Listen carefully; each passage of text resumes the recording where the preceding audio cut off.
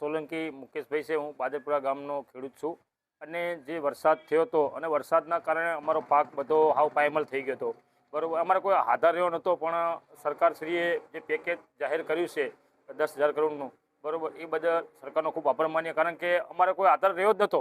આખો પાક હાવ વરસાદ એટલો થયો ને તે ખરેખર અમે જીવી શકીએ કે ના મરી શકીએ એવી અમારી હાલત થઈ ગઈ હતી। પણ જે સરકારે અત્યારે ખરેખર મંત્રી સાહેબે અને મુખ્યમંત્રીશ્રીએ અને કૃષિ મંત્રીશ્રીએ આ પેકેજ જે જાહેર કર્યું છે એ બદલ અમે સરકારનો ખૂબ આભાર માનીએ છીએ કે સરકાર ખરેખર અમારી ખેડૂતોની વારે આવી। કે દુષ્કાળ જેવી અમારી પરિસ્થિતિ ખેડૂતોની થઈ ગઈ હતી। અમારે કોઈ માલ ઢોળ માટે કોઈ ઘાસચારો નહોતો રહ્યો, પણ એ સમયે ઘાસચારો પણ સરકારે મોકલ્યો અને અત્યારે આટલું બધું મોટું પેકેજ જાહેર કર્યું છે।